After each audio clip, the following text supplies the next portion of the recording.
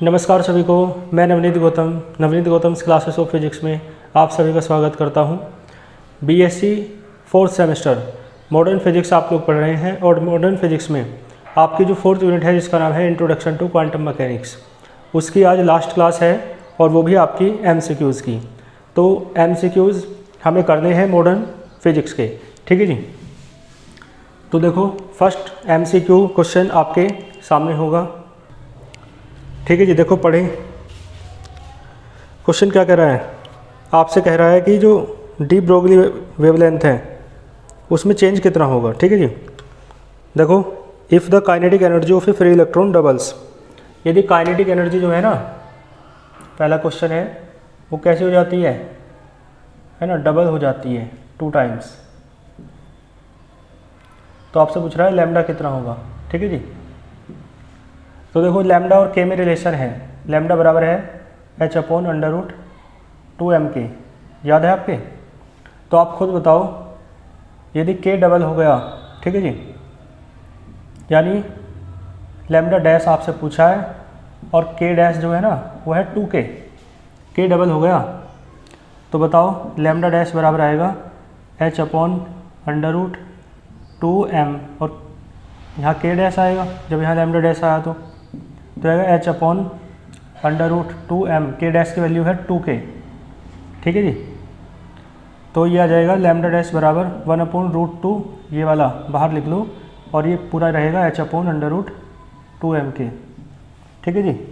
h/√2m के लैम्डा है, तो लैम्डा डैश आया λ/√2 या 1/√2 इंटू लैम्डा।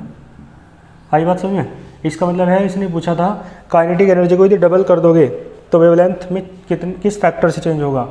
तो वेवलेंथ पहले इतनी थी, अब इस फैक्टर से चेंज हो गई, तो 1/√2 है ना, यानी कि ऑप्शन नंबर सी करेक्ट हो जाएगा। आया आपको समझ में? तो ये था आपका क्वेश्चन नंबर फर्स्ट। इसके बाद चलते हैं क्वेश्चन नंबर सेकंड की ओर। स्क्रीनशॉट आपने ले लिया होगा, ठीक है जी। देखो, क्वेश्चन नंबर सेकंड पढ़ो, आपके सामने होगा। देखो क्या लिखा है, the ratio of energy of a photon. Ratio दे रखा है किसका, एनर्जी ऑफ ए फोटोन, मतलब रेशो निकालना है बल्कि, है ना। पहले लैम्डा दिया है 150 नैनोमीटर, यानी ये लैम्डा 1 मान लो, और दूसरा लैम्डा दिया है 300 नैनोमीटर, ठीक है जी। आपसे पूछा है रेशो बताओ एनर्जी का फोटोन की, तो यानी आपसे पूछा है E1 रेशो E2, और आप जानते हो E बराबर होता है hc/λ, तो E1/E2 करोगे तो hc/λ1 होगा। hc तो कांस्टेंट है, यहाँ भी hc/λ2 होगा, hc से hc कट जाएगा और ये λ2/λ1 आएगा। λ2 है आपका 300 नैनोमीटर, नैनोमीटर से नैनोमीटर कट जाएगा तो बदलने की आवश्यकता नैनोमीटर को मीटर में नहीं है, ठीक है जी। और ये 2 आएगा, तो E1 रेशो E2 आपका क्या आया 2/1, यानी कि 2:1। क्लियर है? तो 2/1 या 2:1 है ना, यानी 2 भी आप कह सकते हो। तो इसका मतलब आंसर हो जाएगा इसका ऑप्शन नंबर ए, ठीक है जी। आसान था ये भी, क्लियर है? स्क्रीनशॉट ले लो। चलते हैं फिर क्वेश्चन नंबर थर्ड की ओर।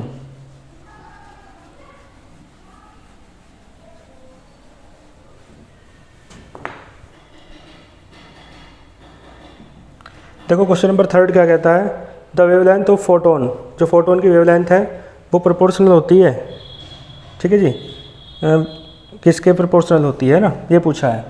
तो भाई वेवलेंथ पूछा है तो एक फॉर्मूला है न्यू बराबर c/λ, यहाँ से लैम्डा बराबर आएगा c/न्यू, तो लैम्डा प्रोपोर्शनल हो जाएगा न्यू के, मतलब प्रोपोर्शनल हो जाएगा 1/न्यू के, या इन्वर्सली प्रोपोर्शनल होगा न्यू के, तो यानी ये रिलेशन आएगा 1/न्यू, तो यानी ऑप्शन नंबर आपका सी करेक्ट हो जाएगा, ठीक है जी।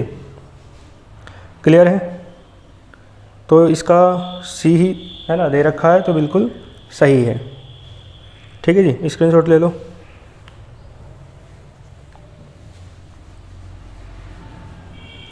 इसके बाद है क्वेश्चन नंबर 4। देखो कितना क्वेश्चन आसान है ये भी।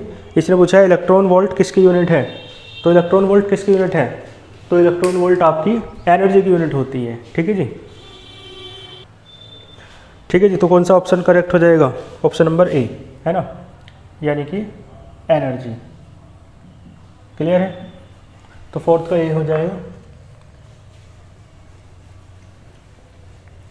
और इसके बाद है क्वेश्चन नंबर 5, कह रहा है the energy of a photon है ना, ऑफ वेवलेंथ, जो एनर्जी है ना फोटोन की है ना, वेवलेंथ की टर्म्स में वो क्या होती है, तो सबको पता है।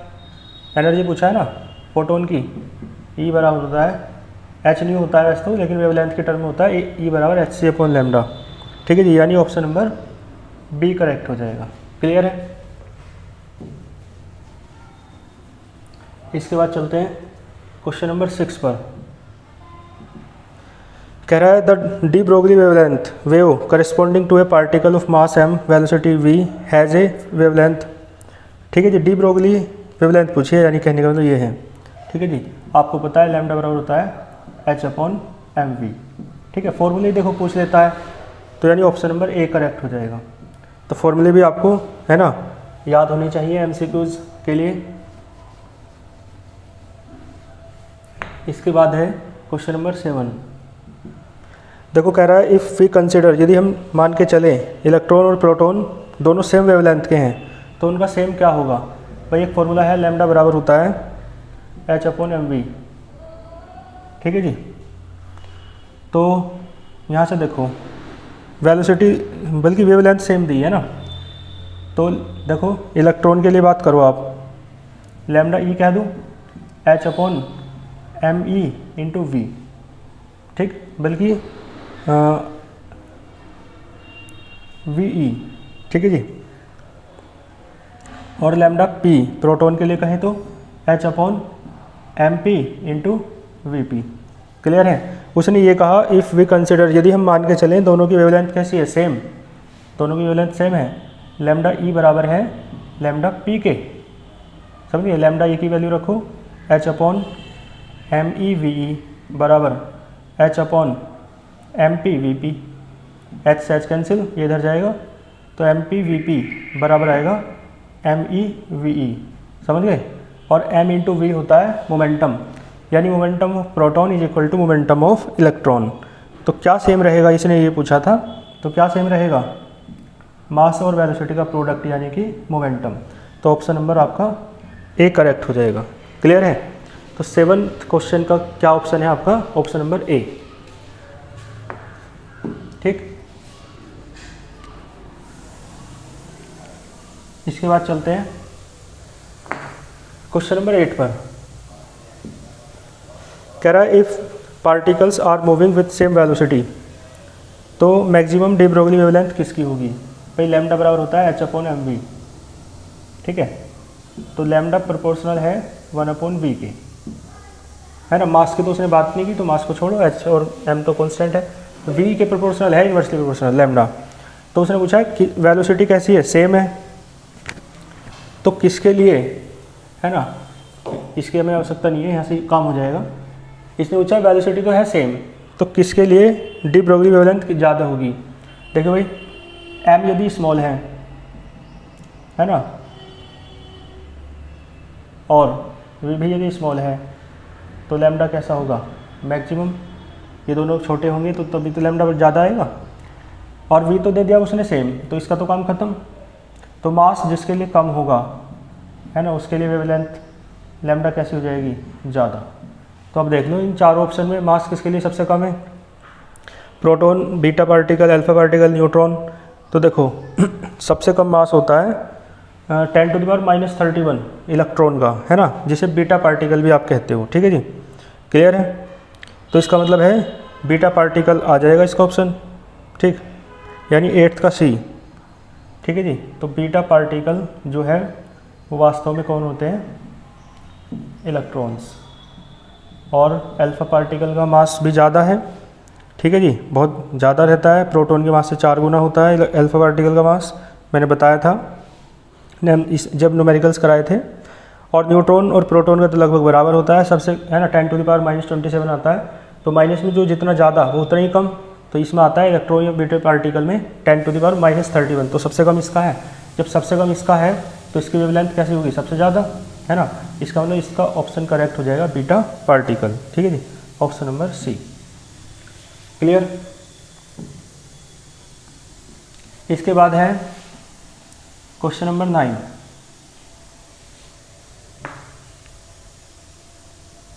देखो क्वेश्चन नंबर 9 देखो, the de Broglie wavelength of A particle, है ना, with mass and kinetic energy E.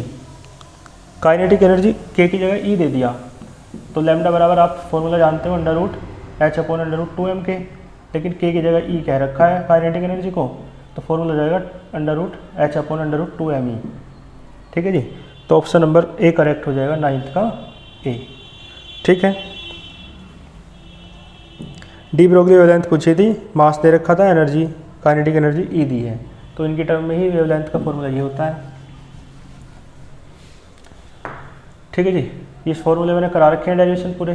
10th देखो, velocity of a body of mass m, है ना, और डी ब्रोगली वेवलेंथ पूछा है, बल्कि वेलोसिटी पूछी है। तो भाई लैम्डा बराबर क्या होता है, H/mv। तो यहाँ से v बराबर क्या जाएगा, H/m लैम्डा या लैम्डा m, कैसे कह लो। तो ये देखो v बराबर है H/λm। पहले ही ऑप्शन करेक्ट हो जाएगा 10th का, है ना, ए। क्लियर है। वेलोसिटी आपसे पूछी थी, जिसमें वेलोसिटी ऑफ ए बॉडी जिसका मास m है, डी ब्रोगली वेवलेंथ लैम्डा है, उसकी वेलोसिटी क्या होगी, तो इस रिलेशन के द्वारा दी जाएगी। 10th के बाद क्वेश्चन नंबर 11 कह रहा है an electron has energy, electron energy रखता है। ठीक है जी, यानी के बराबर है ये 400 इलेक्ट्रॉन वोल्ट का। ये डी ब्रोगली वेवलेंथ पूछ रहा है आपसे, लैम्डा बराबर क्या। ठीक है जी, इसे इलेक्ट्रॉन वोल्ट को बदल लो जूल में, 1.6 × 10⁻⁻19 से गुना करके मल्टीप्लाई करके जूल आ जाएगा। और फिर आपसे डी ब्रोगली वेवलेंथ पूछा है, तो लैम्डा बराबर होता है H/√2m के। ठीक है जी, क्लियर है। तो H की वैल्यू रखियो, m की वैल्यू रखियो, किसके लिए पूछा है, इलेक्ट्रॉन के लिए। तो इलेक्ट्रॉन के लिए मास कितना होता है, 9.1 या 9 × 10⁻31 kg। ठीक है जी, न्यूमेरिकल है ये, करियो इसे। तो आप यहाँ से H की वैल्यू रखोगे, M की रखोगे, K की दे रखी है, बदल दी मैंने, तो लैम्डा आ जाएगा आपका, है ना, मीटर में आएगा, और फिर आप उसे बदल लेना, तो वो एंगस्ट्रॉम में आएगा 0.5 एंगस्ट्रॉम, यानी ऑप्शन नंबर ए करेक्ट हो जाएगा। क्लियर है, करियो इसे खुद, है ना।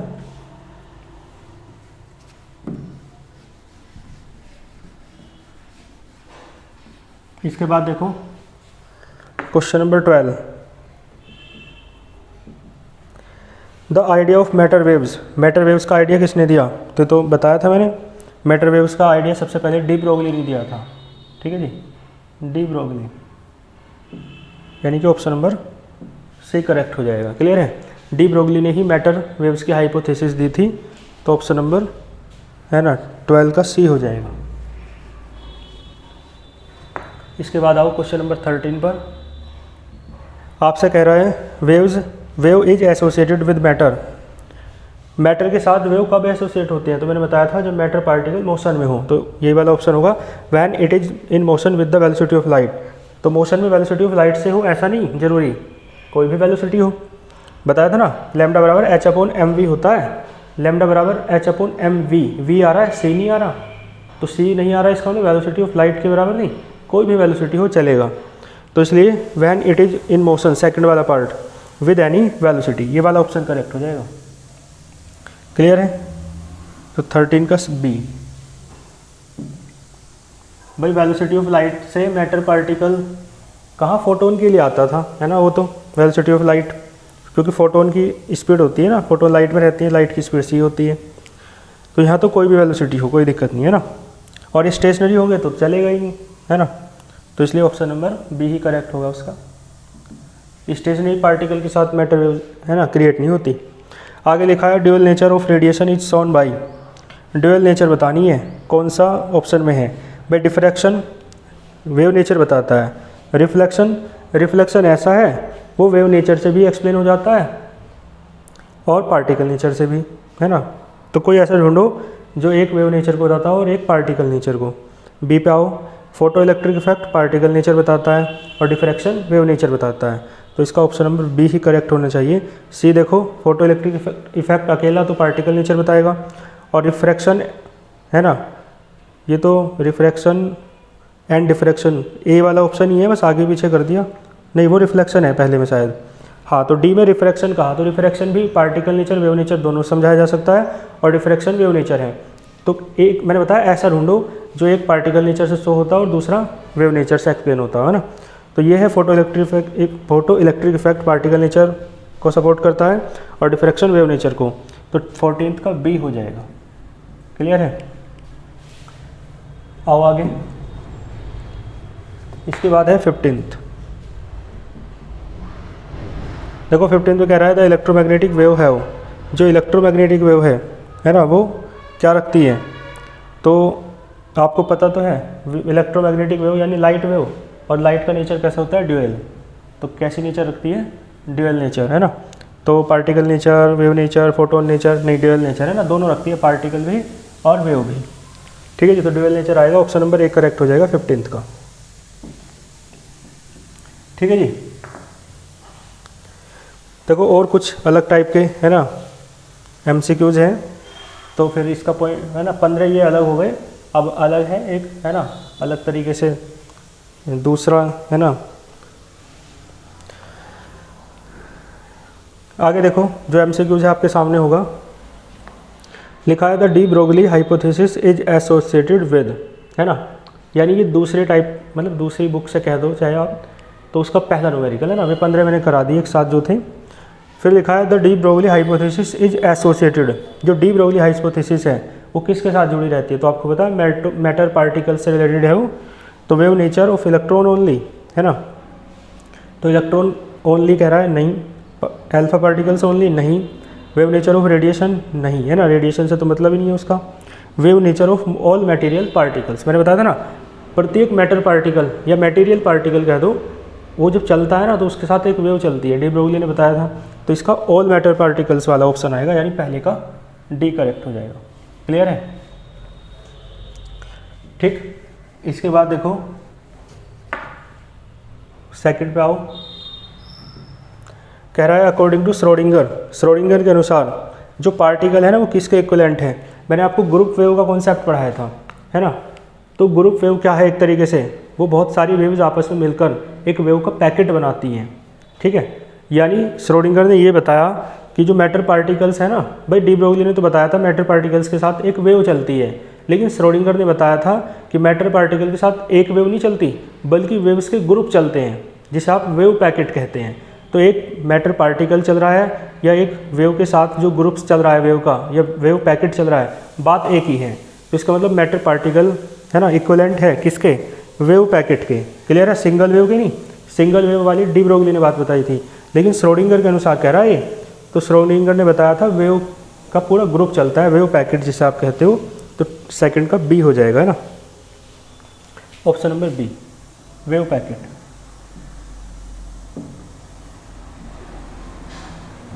ठीक, तो ये सेकंड का बी हो जाएगा। और इसके बाद आते हैं क्वेश्चन नंबर 3 पर। कह रहा है the group velocity of matter wave, जो ग्रुप वेलोसिटी है ना मैटर वेव की, वो किसके बराबर होती है। ठीक है जी, तो देखो ऑप्शन दे रखा है, लेस होती है पार्टिकल वेलोसिटी से, ग्रेटर होती है या इक्वल टू होती है। तो आपने देखा था है ना एक कंडीशन में Vg बराबर Vp आता है ना, कराया था मैंने डेरिवेशन। ठीक है जी, पार्टिकल वेलोसिटी और ग्रुप वेलोसिटी में रिलेशन देखना। ठीक है, तो Vg बराबर क्या आया था Vp, अभी है ना 1-2 लेक्चर पहले डेरिवेशन कराया था, जब वो वाली हेडिंग थी कि डी ब्रोगली वेव्स के लिए है ना आप ग्रुप वेलोसिटी, पार्टिकल वेलोसिटी और इस टाइप के डेरिवेशन कराए थे।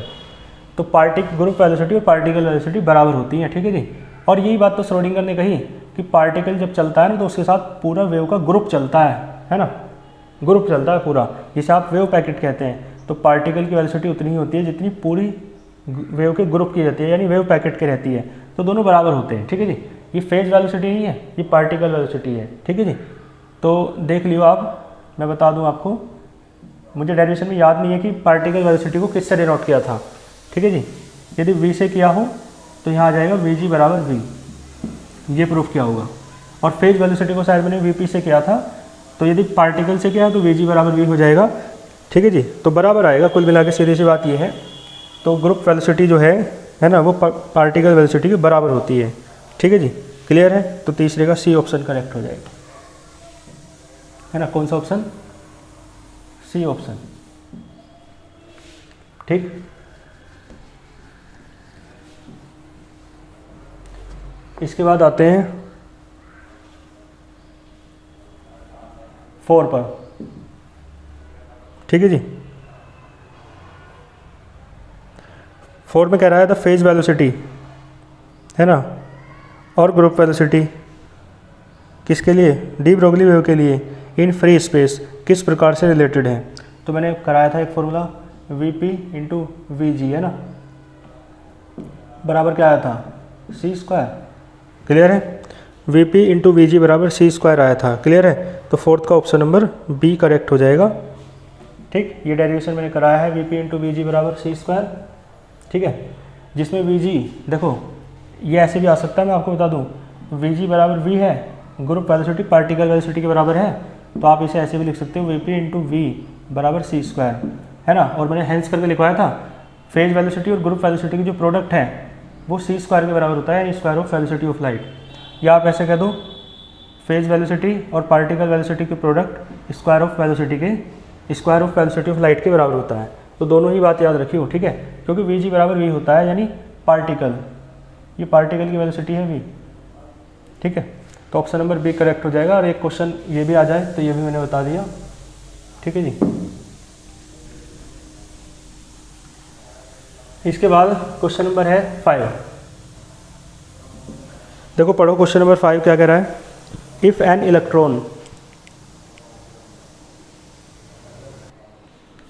ठीक है जी, इलेक्ट्रॉन है and proton are propagating in the form of waves, wave की फॉर्म में चल रहे हैं इलेक्ट्रॉन और proton, having same lambda, lambda same है उनका, तो सेम क्या रखते हैं? ये तो मैंने अभी कराया क्वेश्चन, है ना, ठीक है जी, अभी तो बताया मैंने,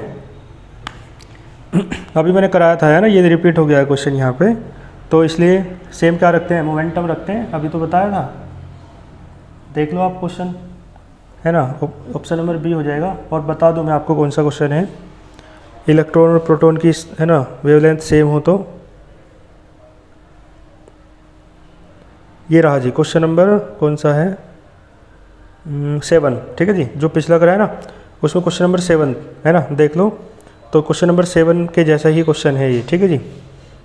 इलेक्ट्रॉन और प्रोटॉन की वेवलेंथ सेम है तो क्या सेम होगा? मोमेंटम सेम होगा, ठीक है। वहाँ से एक्सप्लेनेशन देख लो 7 से, तो इसका 5 का क्या हो जाएगा? Option number B. इसके बाद है क्वेश्चन नंबर 6, कह रहा है if wave is having a group velocity, तो फेज वेलोसिटी कितनी होगी? तो ग्रुप वेलोसिटी यानी Vg दे रखा है 2 × 10⁸ मीटर पर सेकेंड। आपसे पूछा फेज वेलोसिटी बता दो, Vp बराबर क्या? तो फ्रॉम एक फॉर्मूला भी मैंने बताया, Vg × Vp बराबर है सी स्क्वायर, ठीक है जी। तो Vp निकालना है तो सी स्क्वायर अपॉन Vg, सी है 3 × 10⁸, है ना, होल स्क्वायर अपॉन Vg कितना है 2 × 10⁸। तो Vp आएगा आपका भाई 3 × 9 हो जाएगा, 9/2 यानी 4.5, और ये 10⁸ बचेगा, है ना, मीटर पर सेकेंड, यानी ऑप्शन नंबर इसका ए करेक्ट हो जाएगा। क्लियर है? 6 का ए कर लोगे?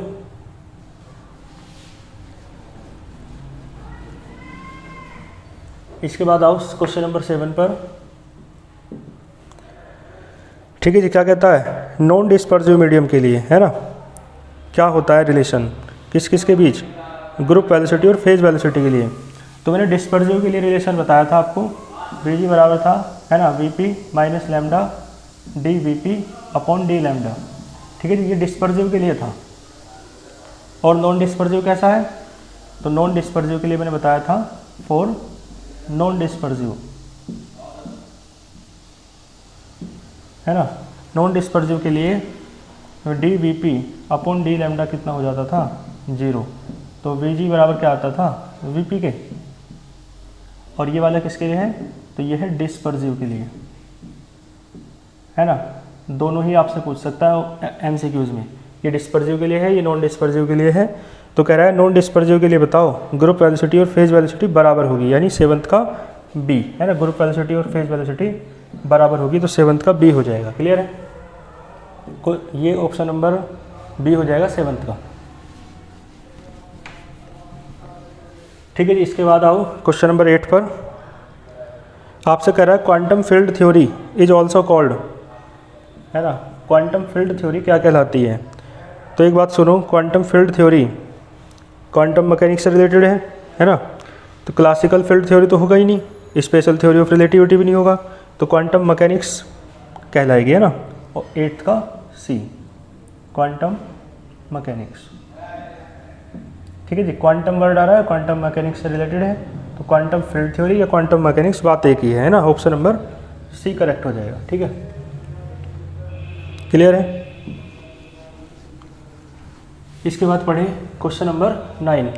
देखो क्वेश्चन नंबर 9 क्या दे रखा है, कह रहा है Schrodinger wave equation is in the form of, है ना, या फॉर्म ऑफ इक्वेशन। जो श्रोडिंगर की इक्वेशन है वो किस फॉर्म की होती है, तो आपको याद हो श्रोडिंगर की इक्वेशन जो होती है ना, del two psi over del x square. आपने केमिस्ट्री में पढ़ी होगी ये, डेल टू साई इसी सेमेस्टर में, over del Y square plus del two psi over del Z square. ठीक है जी, plus 8 pi square M upon H square E minus V और इंटू साई बराबर 0। ठीक है, ये आपने पढ़ी होगी केमिस्ट्री में। तो मैं आपको बता दूं, ये है लीनियर पार्शियल, है ना, डिफरेंशियल इक्वेशन।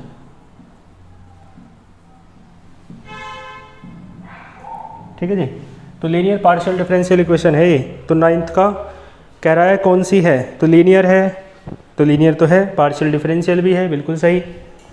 नॉन लीनियर नहीं है, तो both A and B, option number D में दे रखा है, यानी लीनियर भी है और पार्शियल डिफरेंशियल भी है। ठीक है जी, पार्शियल, है ना, TIAL। ठीक है जी, लीनियर भी है, पार्शियल डिफरेंशियल भी है, तो ऑप्शन नंबर डी करेक्ट हो जाएगा, 9th का डी। और क्या है ये इक्वेशन याद भी रखी हो, है ना, क्या पता पूछ लें। इसके बाद देखो 10th पे आते हैं, कह रहा है आपसे Schrodinger equation governs in which form of the quantum mechanics. Quantum mechanics के किस फॉर्म पर ये, है ना, गवर्नेंस बने एक तरीके से राज करती है, है ना, शासन करती है। तो वेव से रिलेटेड है तो, है ना, वेव से रिलेटेड है, यानी ऑप्शन नंबर ए करेक्ट हो जाएगा। ठीक है जी, 10th का ए। 11th पे आते हैं, कह रहा है आपसे which of the following are the foundations of quantum mechanics. Quantum mechanics की, है ना, फाउंडेशंस यानी आधार, है ना, या स्तंभ क्या है एक तरीके से। क्वांटम केमिस्ट्री है, क्वांटम इंफॉर्मेशन ऑफ साइंस है, या क्वांटम फील्ड थ्योरी है। तो तीनों ही क्वांटम से रिलेटेड है, तो क्वांटम फिजिक्स से रिलेटेड हो जाएंगे, यानी 11th का डी। ठीक है जी, क्लियर है। तो 11th का क्या आएगा, ऑप्शन नंबर डी बिल्कुल करेक्ट है। ठीक है जी, इसके बाद चलते हैं क्वेश्चन नंबर 12 पर। देखो कह रहा है the concept of matter wave was suggested by, ये फिर रिपीट हुआ है, देखो पिछली PDF में भी था ये। मैटर वेव का जो कॉन्सेप्ट है वो किसके द्वारा सजेस्ट किया गया, तो ये सजेस्ट किया गया था डी ब्रोगली के द्वारा, है ना। 12th का ए, क्लियर। और फिर 13 में कह रहा है कि जो फंक्शन है रिप्रेजेंटिंग मैटर वेव, जो है ना मैटर वेव को रिप्रेजेंट करता है, जिसे आप वेव फंक्शन कहते हो, वो कैसा होता है, तो आपको मैंने बताया था वो कॉम्प्लेक्स होता है ना, साई बराबर A प्लस IB, ये कॉम्प्लेक्स होता है। ठीक है जी, तो ऑप्शन नंबर बी करेक्ट हो जाएगा। ठीक, ये वेव फंक्शन से रिलेटेड क्वेश्चन है। इसके बाद आएगा question number 13। The function representing matter waves must be, ये तो हो गया 13, हाँ 13 था वो पिछला, है ना, ये है 14। ठीक है जी। The normalized wave function must have, देखो नॉर्मलाइज्ड वेव फंक्शन जो है ना वो फाइनाइट होता है, आपको बताया था ना, नॉर्मलाइज्ड वेव फंक्शन कैसा होता है, फाइनाइट। ठीक है जी। तो फाइनाइट दे रखा है ऑप्शन नंबर बी में, तो 14th का ऑप्शन नंबर बी करेक्ट हो जाएगा। क्लियर है? तो 14th का option number B.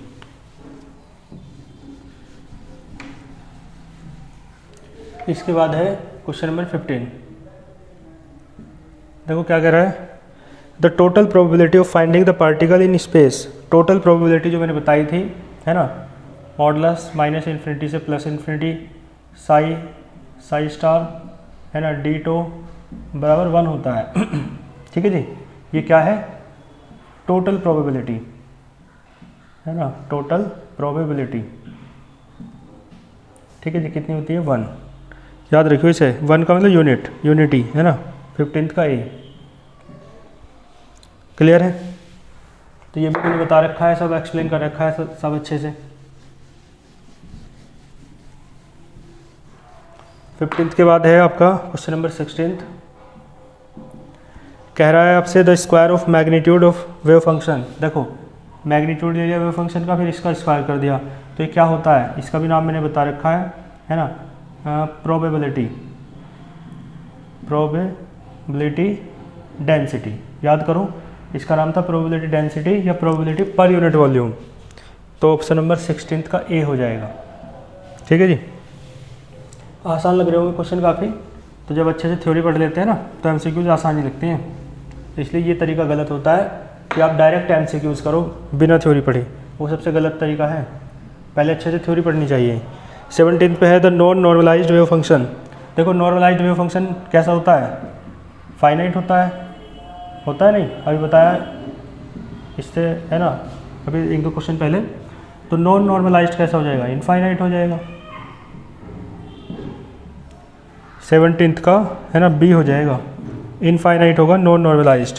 Finite complex, है ना, ये तो सब नॉर्मलाइज्ड के लक्षण हैं। तो 17th का क्या होगा, ऑप्शन नंबर बी। इसके बाद देखो क्वेश्चन नंबर 18 क्या लिखा है, अकॉर्डिंग टू वेव फंक्शन के अनुसार जो फर्स्ट पार्शियल डेरिवेटिव है, मैंने बताया था D psi over D X हो, D psi over D Z हो, D psi over D Y हो, फर्स्ट पार्शियल डेरिवेटिव कैसा रहता है, कंटिन्यूस। ये शर्त थी, है ना, ये प्रॉपर्टीज में था वेव फंक्शन की, तो कैसा होगा, कंटिन्यूस। फर्स्ट डेरिवेटिव कंटिन्यूस होता है। ठीक है जी। तो 18th का ए। इसके बाद देखो क्वेश्चन नंबर 19 आपसे कह रहा है which one of the following is not a condition of wave function. देखो कंडीशन मतलब प्रॉपर्टी, मैंने बताया था ना, कंडीशंस कह दो, प्रॉपर्टी कह दो। तो मैंने बताया था साई जो है सिंगल वैल्यूड होना चाहिए, है ना, फाइनाइट होना चाहिए एवरीवेयर, और कंटिन्यूस होना चाहिए। तो ए सी डी में ये दे रखे हैं, बी में नहीं है, बी में इनफाइनाइट दे रखा है, तो बी ऑप्शन आपका गलत है। लेकिन उसने पूछा कौन सी नहीं है, तो बी वाला ही तो नहीं है, तो ऑप्शन नंबर बी करेक्ट हो जाएगा। ठीक है जी। इसके बाद देखो क्वेश्चन नंबर 20। क्वेश्चन नंबर 20 में कह रहा है एक wave function is said to be orthogonal. Orthogonal कहलाता है यदि probability for finding the particle, है ना, जो प्रोबेबिलिटी है फाइंडिंग द पार्टिकल वो कितनी होनी चाहिए, 0। बताया था ना मैंने। ठीक है जी। साई आई साई जे, इस तरीके से मैंने बताया था आपको।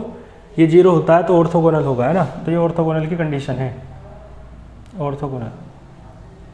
ठीक है जी। ऑर्थो नॉर्मल की बताई थी कि ऑर्थोगोनल हो और नॉर्मलाइज्ड हो वेव फंक्शन तो ऑर्थो नॉर्मल होते हैं। ठीक है जी।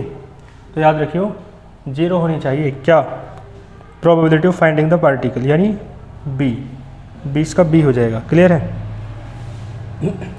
तो सारी बेसिक चीज़ें पता हो ना अच्छे से, तो एमसीक्यू एक भी नहीं बचता है ना। और इस लेक्चर का, है ना, लास्ट एमसीक्यू है आपका। ठीक है जी। A satisfactory explanation of wave function, है ना, किसके द्वारा दी गई, तो बताया मैंने आपको मैक्स बोर्न ने वेव फंक्शन से रिलेटेड जो एक्सप्लेनेशन थी वो दी थी। ठीक है जी, ऑप्शन नंबर बी करेक्ट हो जाएगा, मैक्स बोर्न। ठीक है जी, तो इस तरीके से आपके ये MCQs कंप्लीट होते हैं 4th यूनिट के, और इसी के साथ ही आपकी बुक भी कंप्लीट होती है। ठीक है, आपके कोई क्वेश्चन हो, कोई क्वेरी हो तो कमेंट बॉक्स में बता सकते हैं। ठीक है जी, तब तक के लिए ऑल द वेरी बेस्ट।